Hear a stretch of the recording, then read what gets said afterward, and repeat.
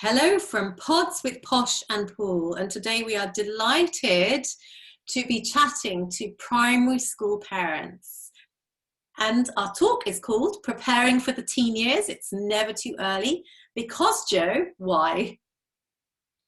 Why, oh, why, oh, why? Well, Sue, both of us deal a lot with teenagers, don't we? And what we're seeing, the current trend is teenagers are full of anxiety, depression, various addictions, there's self-harm, there's all these awful things that these poor young people are having to go through. And don't get me wrong, we had to go through it when we were teenagers, or it was certainly around then too. But what we found is, we're both parents of four children each, ranging between 13 and 22. So we've done it, we've been there. And now we know more. We wish we'd kind of parented a little bit differently back when we had the chance. And so we can see that there's just some simple strategies that you can put in place now that will really help you and your children for the future. Just really good foundational strategies. So basically what we're saying is, if you listen to the media, if you watch teens in the street and you haven't gone there yet, or you don't have nieces and nephews that have been teens, it's quite frightening looking ahead. You've got young children, they're sort of 3, 5 and 7 maybe, and they'll come for comfort, they'll have conversations with you, they trust you, you're their security and safety, stability, and you think your child is never going to turn into a Rottweiler. You've got this beautiful little puppy dog, but one day they will turn into a teenager. But you also want to avoid the critical years. We want healthy communication. What are the things that we really want to avoid in the teen years? We want to avoid device addiction. That's one of the things we hear about, isn't it? The kids are addicted to social media. They're in overwhelmed social media comparison. They've got poor communication skills. Teenagers do tend to grunt. As you say, we did a lot of the things ourselves, but we're living in a very different age nowadays.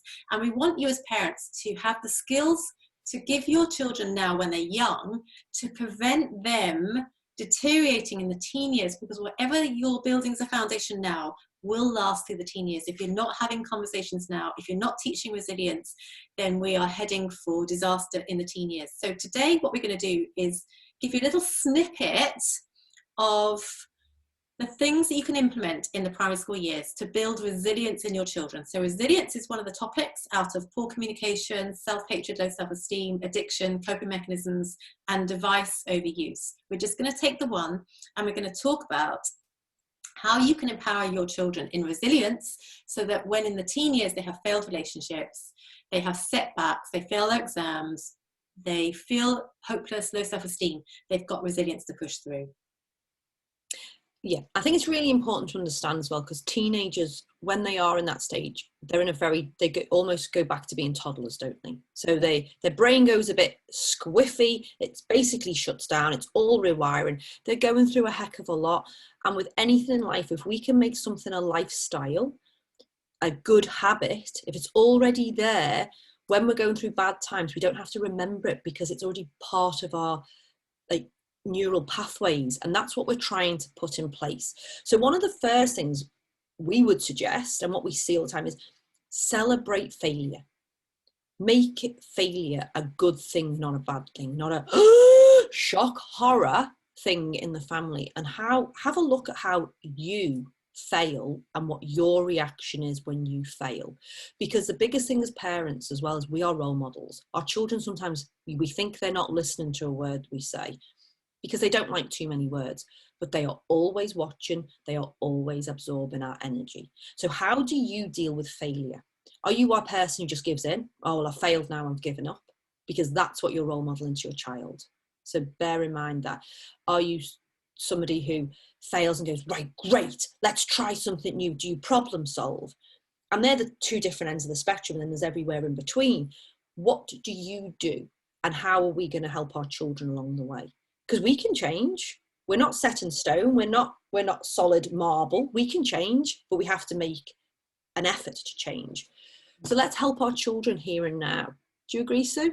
I do totally, because I think if we're talking about resilience, we're talking about problem solving in the teen years, whether it's problem solving through addiction, self-harm, suicidal ideation, whether it's relationships, whether it's communication, it's whatever is going on in the teen years.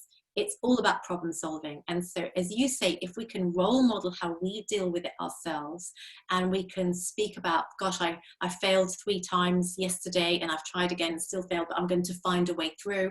And I've faced this problem now for 2 months, but I'm determined to find a solution. Gosh, isn't it amazing? Today I tried for the umpteenth time and I found a solution. Always to push through, always to overcome, and problems will come our way in life. So talk about the fact also, I think, Jo, is the fact that problems are a part of life, and we are here to problem solve. So it's not the focus is not the problem, but how we solve it. The focus is not the fact your child is being bullied at school, has not done so well academically. The problem is always about how we're solving it. So the issue is when a child comes to you, Mum, I really don't want to do the cross-country day. It's not, that's the problem. Actually, the discussion is around, well, how do we solve it? What's the solution? How do we work through it? And so I would say, what is it your child at primary school is facing right now? What is the hardest issue for them? Is it friends? Is it cross-country day? Is it who they're sitting next to at school? Is it the teacher? Is it something going on outside of school? Is it the fact that they're not as good at netball as their friends? And actually work with that. Work with a problem to problem solve. I think you're spot on, Jo. Yeah, absolutely. And it can be as little things as, like, you know, when they're really tiny and they build a tower with bricks and it falls down, rather than going, oh no, it could be a, yay, let's see if we can make it stronger next time. How can, you know, let's just see if we can push the top over. That's a bit wobbly. Let's make it a bit stronger next time. It's that learning how we go about it, celebrate the failures. And even, like, you know, if they're doing a spelling test in school and they get 7 out of 10, great, let's have a look at the other 3 words. Let's break them down. Is there another way we can do it? Is there another way we can think about those words? I used to be a terrible speller, and you know, it's just how do we go about it in a different way? Because and then I think coming into that, especially when it comes to academic things and hitting things at certain milestones, understanding that your child is an individual and they're going to do things in their own time, and they're beautiful just as they are. But sometimes we just need to look outside the box to help them, and that definitely comes under that problem solving bracket, doesn't it? Does as well. And I think also an expectation that we have of the situation. For example, is our child being bullied in year 4 at school? Our expectation is that our child is treated properly and that nobody's unkind to them. So we're coming in with an expectation about the situation. So we want to rescue it. You know, we want to make it okay for our child. And that might be making it okay for us as parents, but it's not actually solving the situation for the child, because you want to look ahead for the teen years. You don't want to look at the situation right now. You obviously want to resolve it right now, but you want to think, how can I resolve this situation for my child right now, but also give them the skills to overcome the same situation, which will be magnified in the teen years, because it might be the whole peer group has rejected them as opposed to one friend. So let me use the situation, let me get over myself and my need to rescue my child and make it all okay, because we want to, don't we, Jo? We want to wrap our children in cotton wool. The worst thing for a parent is ever to see your child suffer. We acknowledge that. But if you can think long term, if I was to watch my child suffer, this magnified by 100 in the teen years, what can I give them now in this one situation to overcome it? So exactly everything you said, Jo. What is the solution? It's not worked out. Let's rebuild it a different way. Let's see if we can build a new friendship or build an old relationship that hasn't worked with new strategies. So it's always problem solving for long term, not problem solving just to put a plaster on it to make it okay for our child right now. Thinking ahead. I love it. So what would be your main tip to build resilience in a child? Well, I think communication is really, really important. The conversations we're having all the time. So what you've said is really critical. How are we problem solving in our life so that children hear in their head, gosh, Mum said that her relationship with Dad right at the moment is really difficult, but she was going to have conversations to heal the relationship. She found work really difficult this week and can't resolve a particular relationship or problem, but she's going to stick at it until she finds it. And then when she finds it, she celebrates it.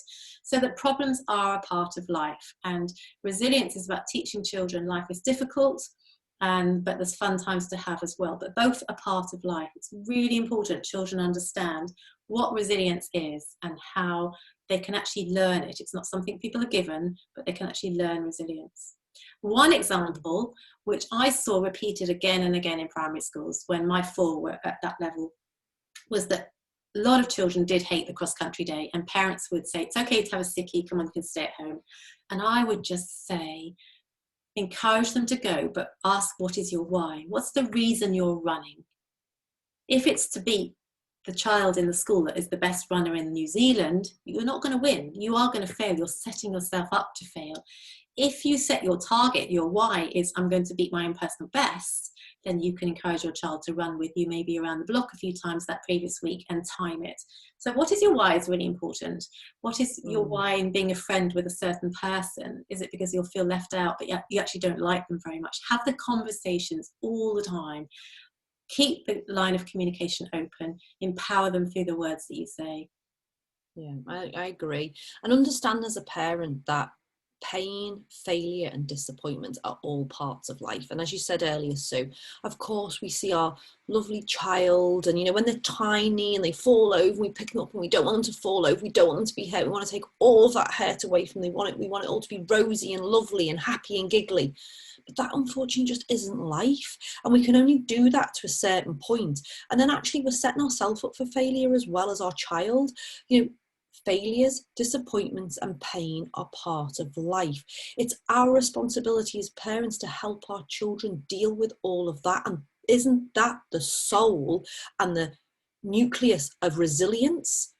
Because that's what resilience is all about. It's about perseverance, adaptability, endurance. If you don't help your child to build endurance, then that's a part of the resilience which is going to fail. If you don't help them to adapt to a situation, if you don't show them what perseverance is, to dig in and to try something, because you know what, we're not all good at everything, and we do have to try hard, and it actually really helps us in life when we do that.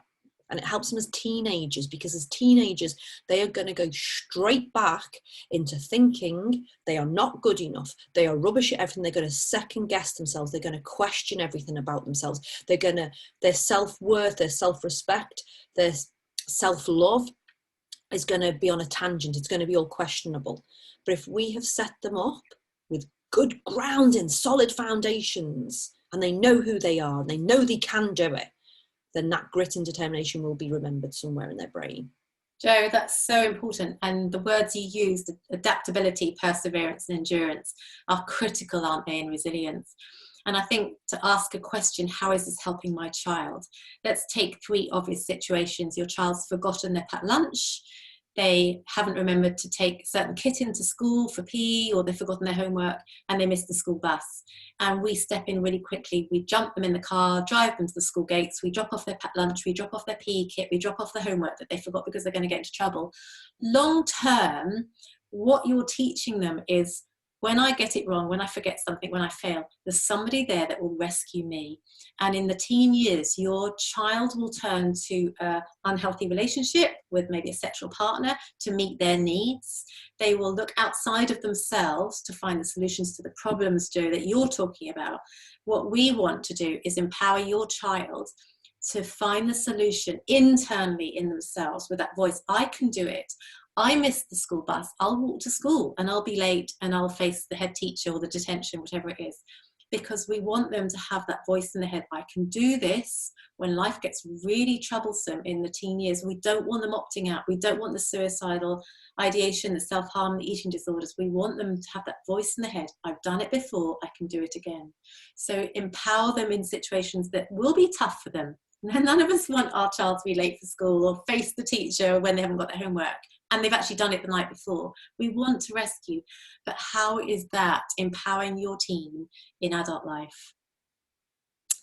I agree. And this is just one subject of many, and all of the subjects are very interlinked, aren't they, Sue? Yeah. So when we go out and we do our talks to primary school parents, and the talk, as we said, is called Preparing for the Teen Years, It's Never Too Early. We cover many other topics, don't we? We cover communication, healthy relationships, boundaries, communication, and a few others. But they are all very interlinked. And resilience is kind of the underlying pin of all of them. And everything thrown in the bucket creates resilience. So that's why we thought we'd just pick this one out today for the podcast. Yeah, and we also have a really good talk, which we'll take into primary schools, which is coping mechanisms. What is your child's coping mechanisms, and how can you empower them to develop healthy coping mechanisms? Because if we don't survive, we die psychologically, emotionally, or literally. So in terms of teen years coping mechanisms, we want them to have healthy coping mechanisms. So what can you implement in the younger years in primary school? How can you talk about coping mechanisms? How can you talk about why we cope, why we try and survive? It's survival of the fittest, and what you can give to your primary school children now, so that in teen years they are really empowered and have healthy lives. So we would love you to book onto one of our parenting talks in primary schools. We'll be doing a tour of the country later this year, early 2022. We've got some really good podcasts as well on all sorts of topics, from resilience to finding self-love to coping mechanisms to healthy boundaries. So pop on to Pods with Posh and Pool, which is our podcast page. You can find us on our website, impact-mentalhealth.com. Our talks are all on Eventbrite, so pop onto Eventbrite. We've had to postpone several because of lockdown, which is unfortunate, but we will be still postponing those to a later date. So even if you buy a ticket right now and it is postponed due to COVID, then know that you will still get the talk. They will just be postponed. And we also have a book. Jo, you can introduce the book.